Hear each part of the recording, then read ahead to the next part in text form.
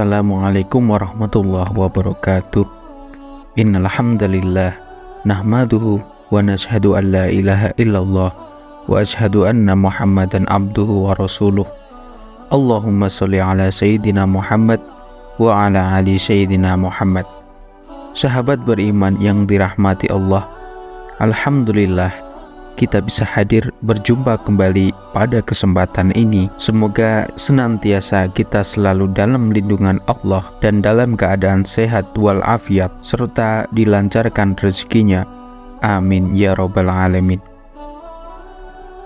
Salat adalah salah satu dari 5 rukun Islam yang wajib kita dirikan sekali dalam sehari. Salat juga merupakan tiang agama dan menjadi amal yang pertama kali dihisab di hari kiamat kelak. Rasulullah Shallallahu Alaihi Wasallam bersabda, sesungguhnya pertama kali yang akan dilihat atau dihisab dari amalan seorang hamba pada hari kiamat adalah ibadah sholatnya. Bila ibadah sholatnya sempurna, maka diterima sholat dan seluruh amalnya. Dan apabila ditemukan sholat yang kurang atau tidak baik, maka ditolaklah sholat dan seluruh amalnya. Hadis riwayat Imam At-Tabrani. Allah Subhanahu wa Ta'ala berfirman yang artinya, sesungguhnya sholat itu mencegah dari perbuatan keji dan mungkar. Dan ketahuilah, mengingat Allah atau sholat itu lebih besar keutamaannya dari ibadah yang lain. Al-Quran Surat Al-Ankabut ayat 45. Mungkin ada yang bertanya, ada yang rajin sholat, tapi mengapa sholatnya tidak mencegah dari perbuatan keji dan mungkar? Mulutnya masih saja menceritakan aib orang lain, senang dengan riba, mengunjing tetangga, bahkan tak segan untuk menghindar dan merendahkan sanak saudara.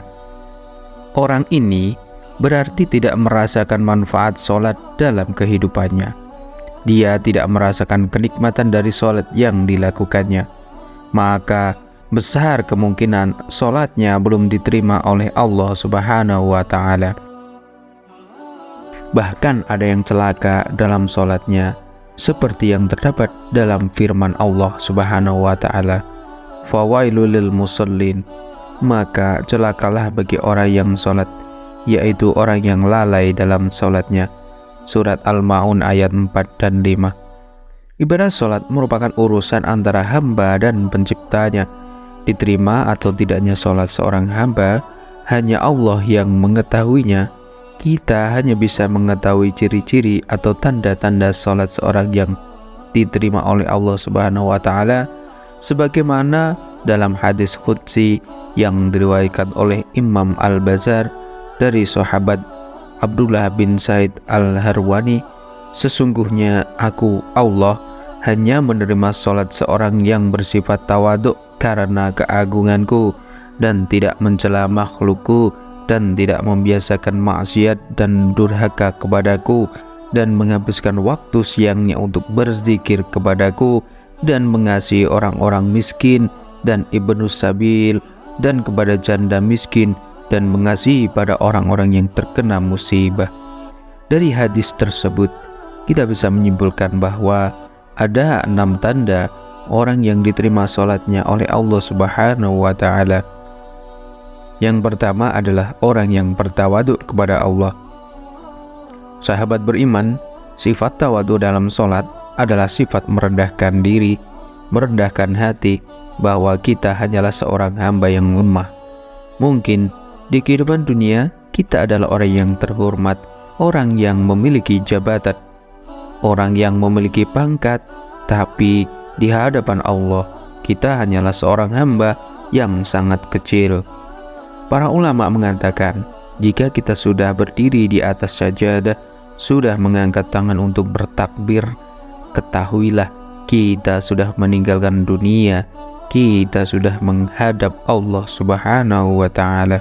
Kedua, tidak sombong. Tawaduk dalam sholat akan melahirkan sifat rendah hati dalam bergaulan sesama manusia. Jabatan dan kekuasaan tidak membuatnya sombong, karena dia tahu itu semua adalah amanah atau titipan dari Allah Subhanahu wa Ta'ala. Kekayaan tidak akan memperbudak orang lain karena dia yakin hartanya adalah titipan dari Allah Subhanahu wa Ta'ala. Pengetahuan tidak membuatnya tinggi karena dia tahu pengetahuan tidak seberapa dibandingkan dengan ilmu Allah yang maha luas. Orang yang diterima sholatnya akan merasa dirinya tidak lebih dari orang lain. Rasulullah Shallallahu Alaihi Wasallam bersabda yang artinya, tidak akan masuk surga orang yang di dalam hatinya ada perasaan sombong walau hanya sebesar debu. Hadis riwayat Imam Muslim. Yang ketiga, tidak mengulangi maksiat yang dilakukannya. Sahabat beriman, dalam hidup kita pasti pernah melakukan dosa atau bermaksiat kepada Allah, entah itu kita sadari ataupun tidak, entah itu besar ataupun kecil. Mungkin kita pernah berbohong, mungkin kita pernah menggunjing, atau mungkin kita pernah memanfaatkan jabatan untuk memperkaya diri.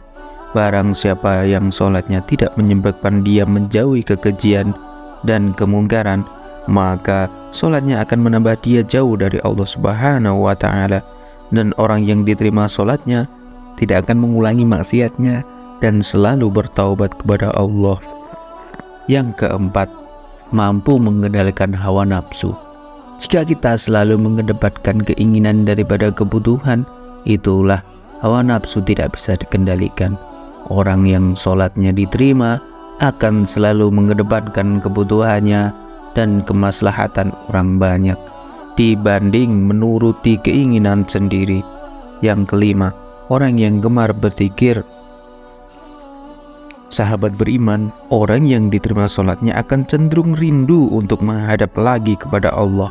Dia selalu menunggu waktu sholat selanjutnya dengan hati yang gembira karena kerinduannya sholat, sehingga dia akan cenderung berzikir mengingat Sang Pencipta Allah Subhanahu wa Ta'ala. Dia akan merasa tenang ketika berzikir. Allah Subhanahu wa Ta'ala berfirman yang artinya, yaitu orang-orang yang beriman dan hati mereka menjadi tentram dengan mengingat Allah. Hanya mengingat Allah, hati menjadi tentram. Al-Quran Surat Ar-Ra'd ayat 28. Sahabat yang beriman, sholat yang diterima atau tidak hanya akan berdampak baik pada diri sendiri, bahkan sekelilingnya akan berdampak dari pancaran keberkahan yang diberikan Allah Subhanahu wa Ta'ala. Diterima atau tidaknya sholat adalah urusan Allah, adalah hak prerogatif Allah. Kita sebagai hamba hanya bisa berbuat semaksimal mungkin untuk ibadah kita. Semoga Allah menerima setiap sholat kita. Amin ya robbal alamin. Begitulah sahabat beriman, semoga kita menjadi orang yang selalu meningkatkan iman kita. Share video ini ke teman-teman kalian jika dirasa mendapatkan manfaat dari video ini. Wallahu a'lam bishawab. Wassalamualaikum warahmatullahi wabarakatuh.